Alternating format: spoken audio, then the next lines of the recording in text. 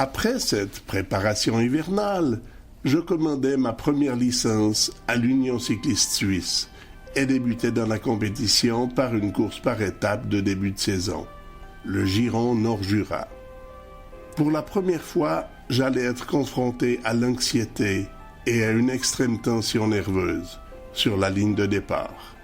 De tous mes souvenirs de jeunesse, ce sont les plus pénibles. Les 10 à 15 minutes précédant le départ des courses.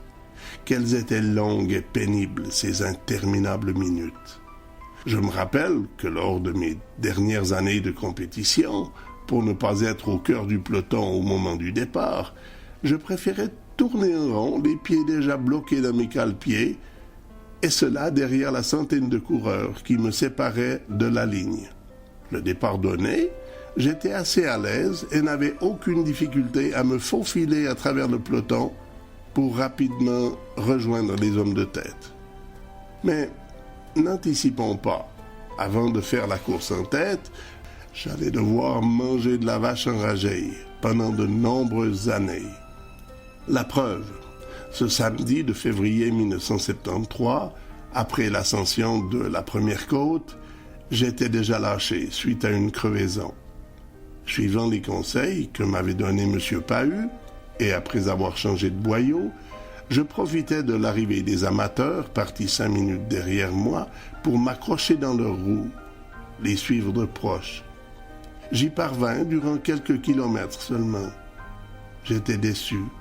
Alors qu'il ne me restait pratiquement plus que du plat et de la descente, j'avais laissé partir ma chance de terminer avec le peloton d'amateurs. À l'arrivée, je fus surpris de l'accueil que M. Pahu me réservait. « C'est pas mal pour une première course, tu t'en es bien tiré.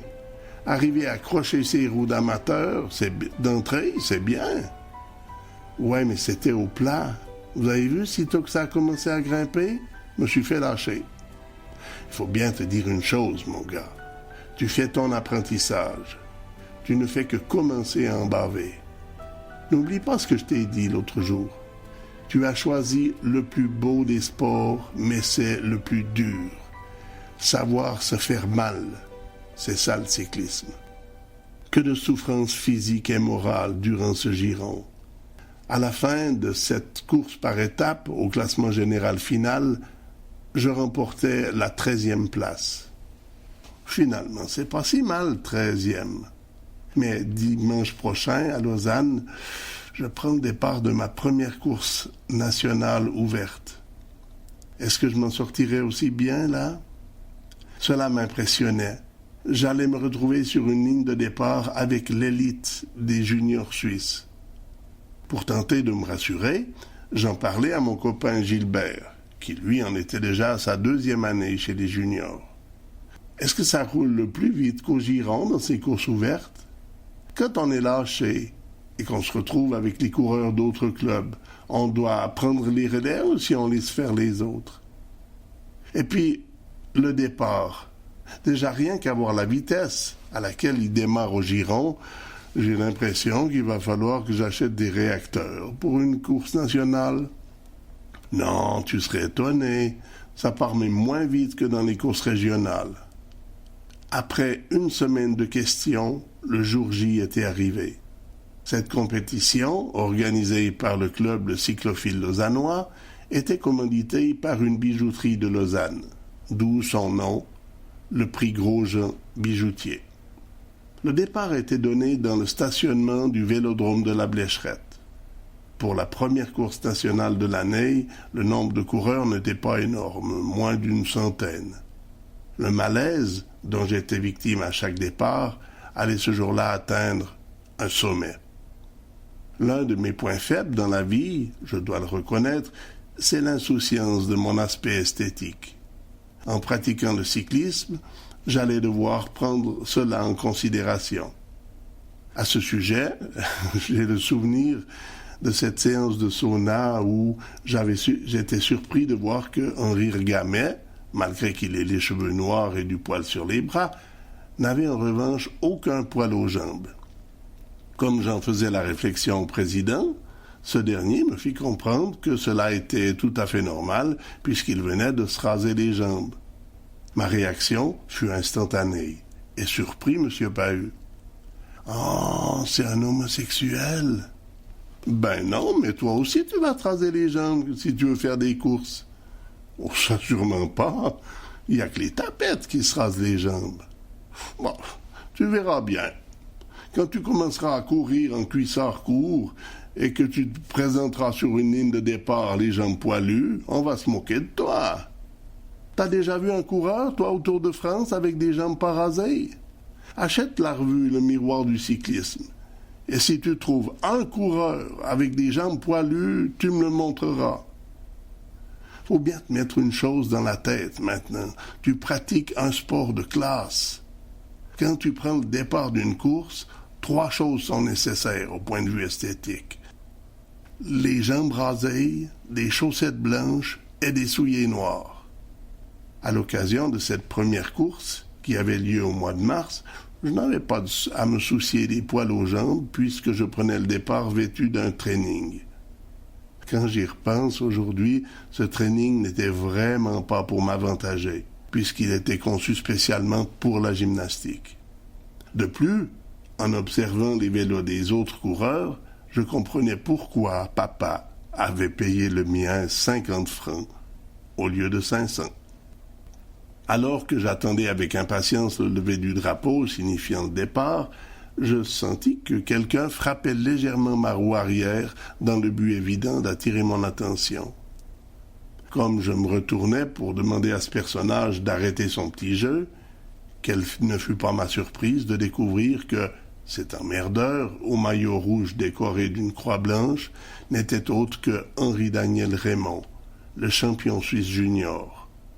Je n'étais pas encore revenu de ma surprise quand ce dernier s'adressa à moi. « Ça veut aller avec ton 13, ouais ?» De quoi parlait-il? Que voulait dire par « ça veut aller avec ton 13 ?» À ce moment-là, je ne connaissais rien du jargon cycliste et ignorais totalement qu'il parlait de la petite couronne de mon pignon arrière. Couronne qu'il était interdit d'avoir chez les juniors, puisque l'Union cycliste suisse n'autorisait que 16 dents et pas moins pour les pignons juniors. La seule chose dont j'étais certain, c'est qu'il se servait de mon ignorance en la matière pour se donner de l'importance aux yeux des autres coureurs. C'était sans doute un beau champion, mais à mes yeux, il venait de se rabaisser au niveau de mauvais gagnant. Il avait déjà le titre national. Était-ce encore nécessaire à ce point de ridiculiser un débutant pour prouver qu'il était supérieur aux autres? Le départ fut donné. Ma tension nerveuse étant à son comble, j'éprouvais beaucoup de difficultés à fixer mes cale-pieds sur mes pédales et à resserrer les lanières.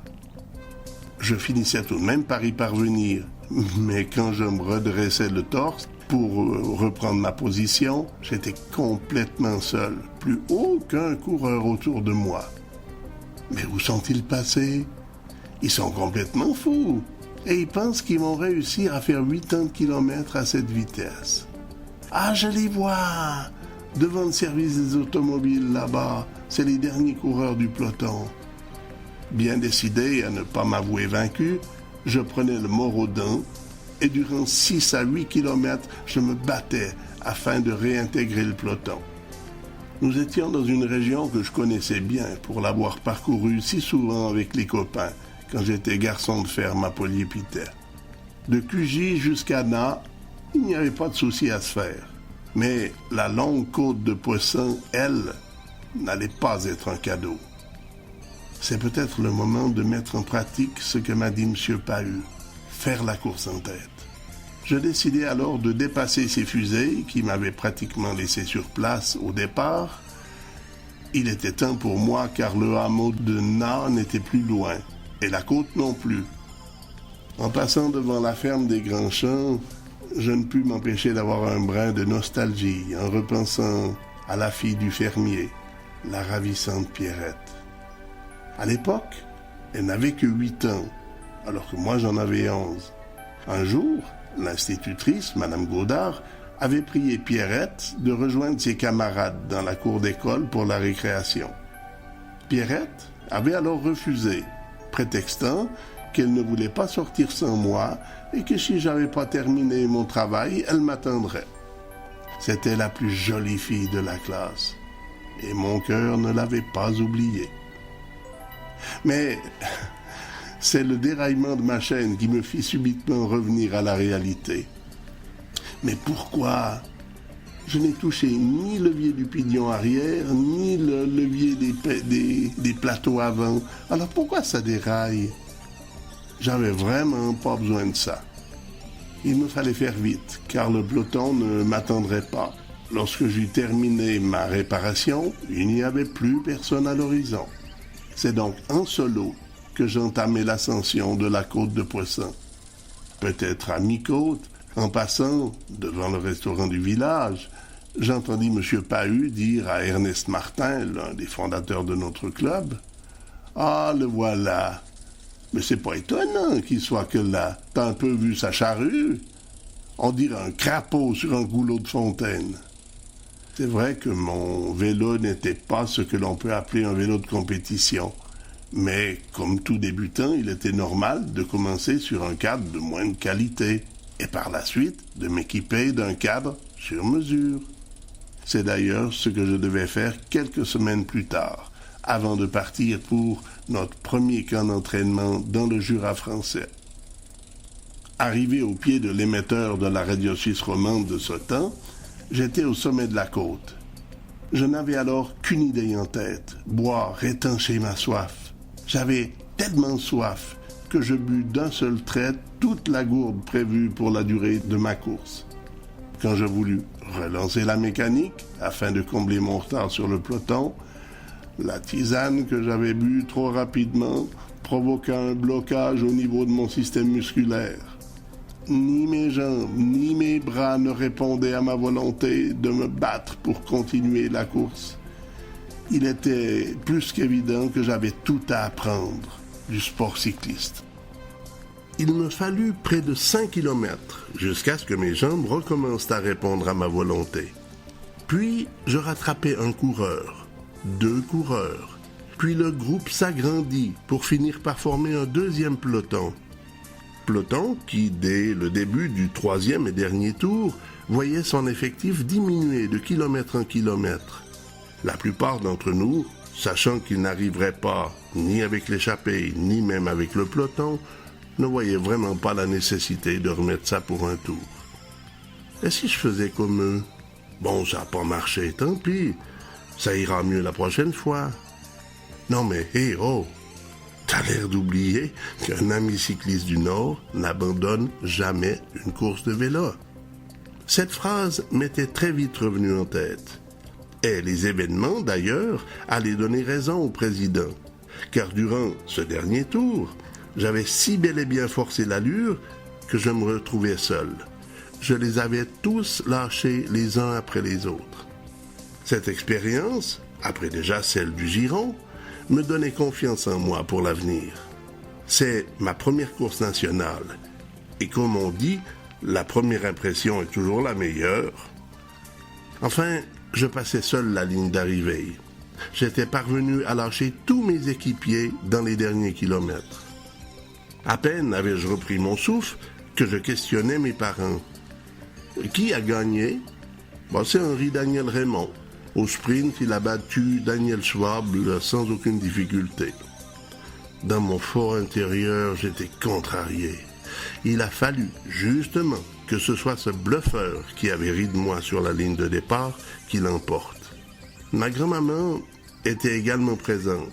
Elle était venue assister à l'arrivée de son petit-fils qui, à ses yeux, avait finalement autant de mérite que le premier d'avoir participé à cette course.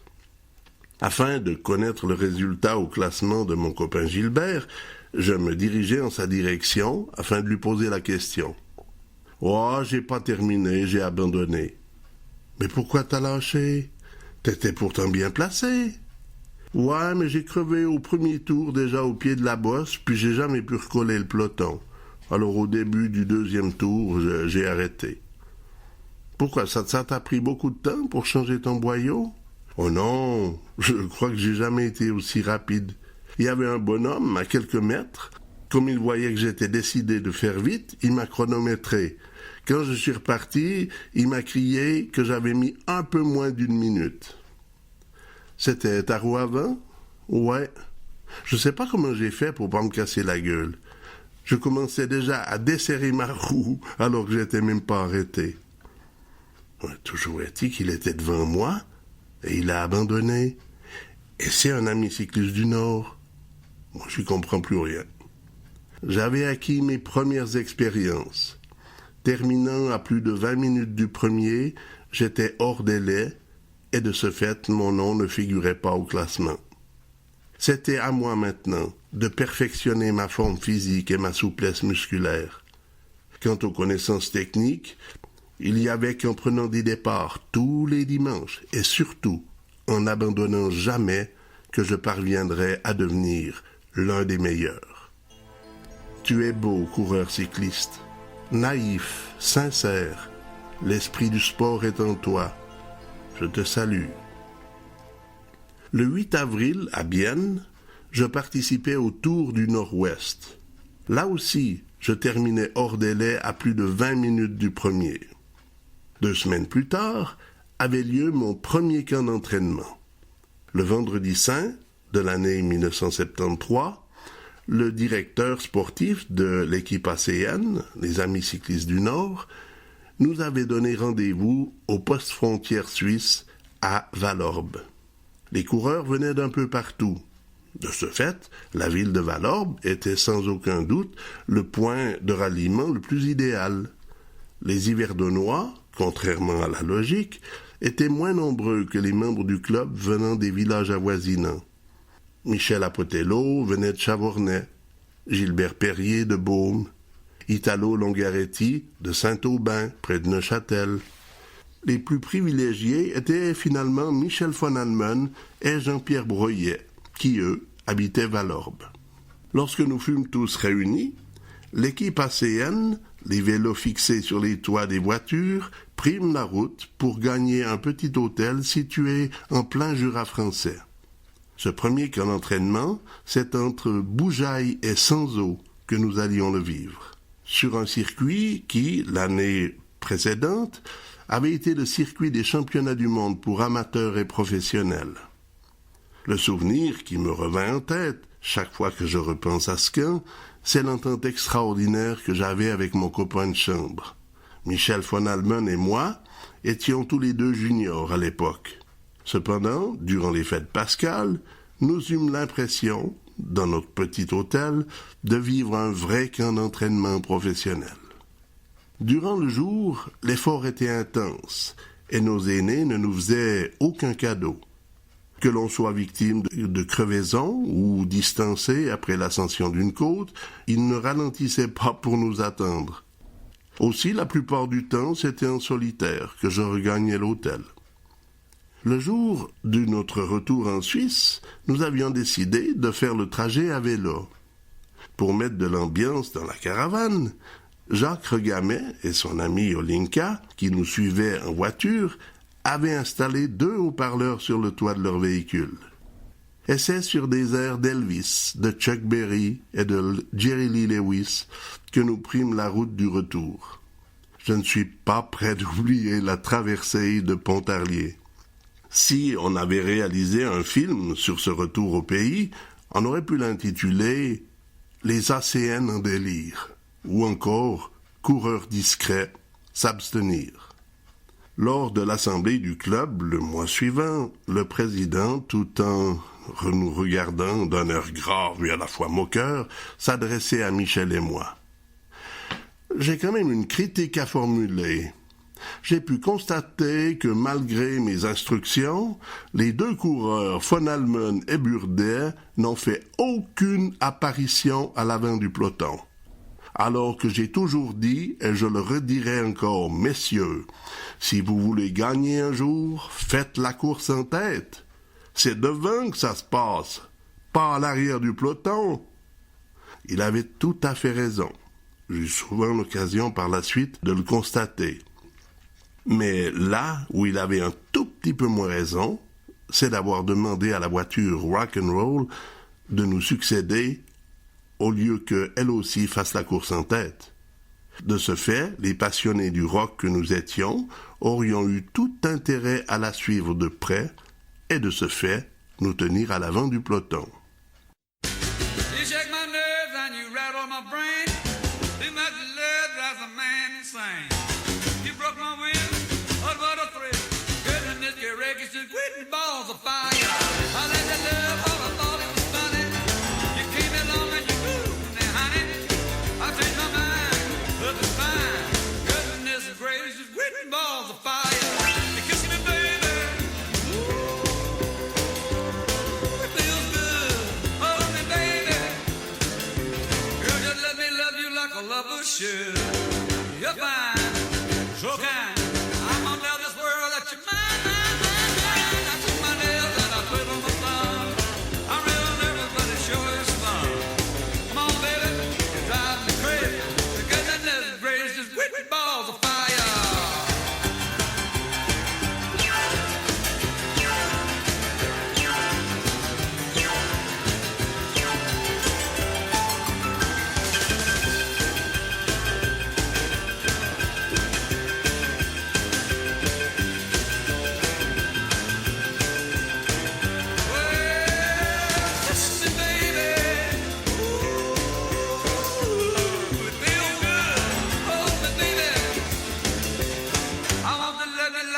Should. You're fine, so kind. I got to tell this world that you're mine, mine, mine, mine. I treat my nails and I flip on my thumb. I'm real nervous 'cause the show is